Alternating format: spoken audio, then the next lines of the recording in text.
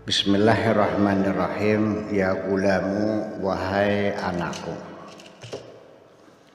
kun anta, jadilah kamu, wa'idha nafsika, sebagai penasehat atas dirimu sendiri.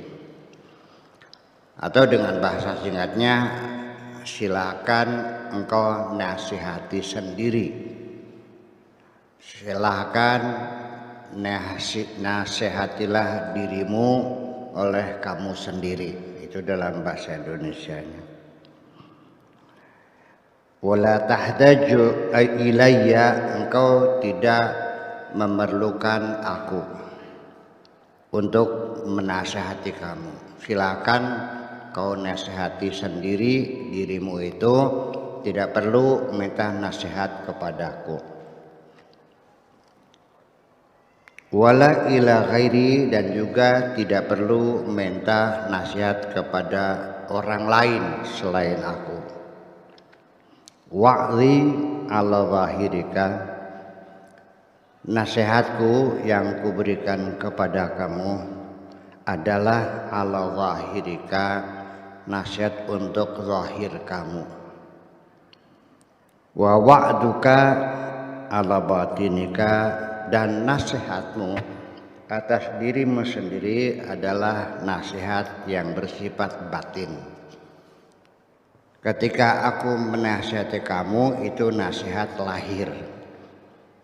Tapi ketika engkau menasihati dirimu sendiri, itu nasihat batin.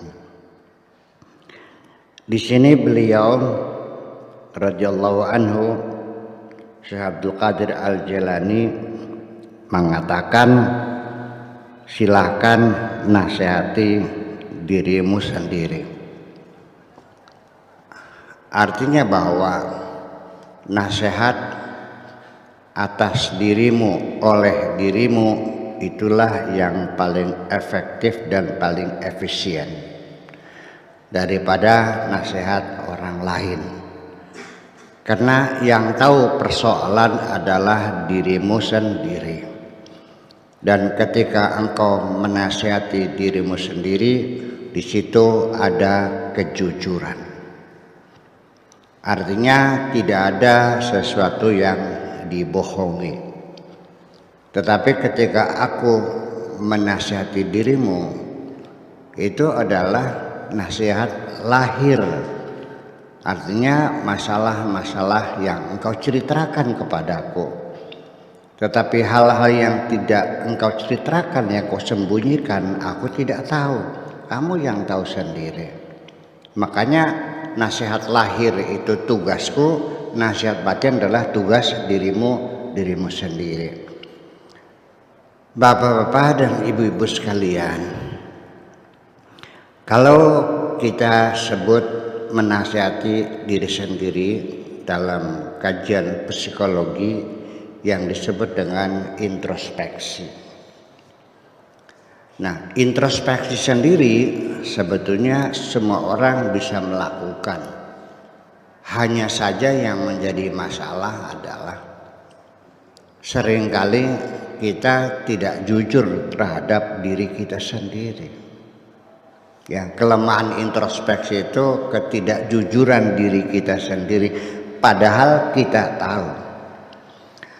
Hati kita mengakui kita yang bersalah, karena sangat tersembunyi sekali di dalam hati kita, gerak-gerik hati kita yang bisa mengenalinya adalah diri kita sendiri. Tetapi ketika dikonfirmasikan dengan orang lain, sulit kita mengaku salah di hadapan orang lain. Satu, persoalannya adalah gengsi. Berat rasanya kita untuk mengaku bersalah dan minta maaf kepada orang lain. Ini kasus, ya, tuntutan untuk minta maaf sering terjadi di media kita. Ketika orang bersalah, itu saya akan memaafkan. Ketika Anda mengaku bersalah dan resmi meminta maaf dan dimuat di surat kabar resmi, ya di media massa kita kan banyak kali kasus semacam ini. Itu keberatan. Masalahnya masalah gengsi. Itu satu. Ketidakjujuran itu datangnya dari karena gengsi, harga diri, ya rasa malu dan sebagainya. Yang kedua, ketidakjujuran kita terhadap diri kita sendiri, karena persoalannya seringkali kita ini konfirmasinya, konsultasinya kepada akal kita, bukan kepada hati kita.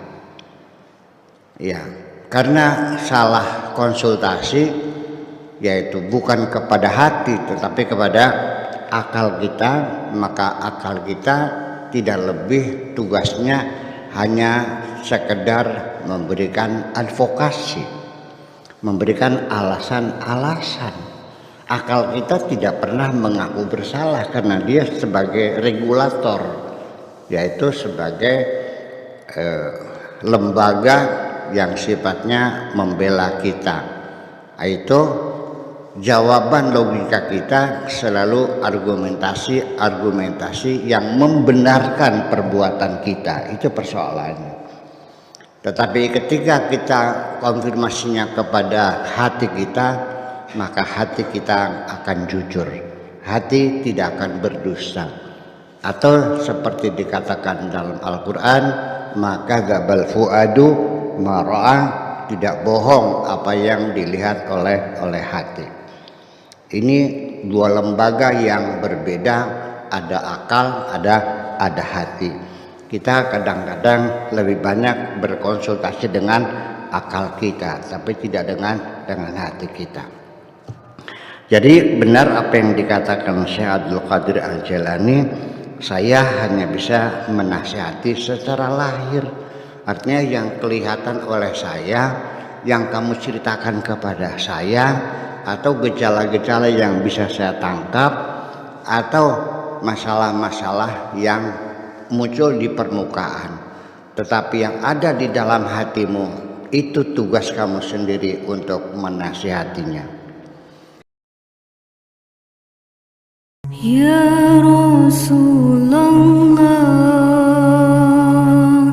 ya Nabi, laka syafa'ah,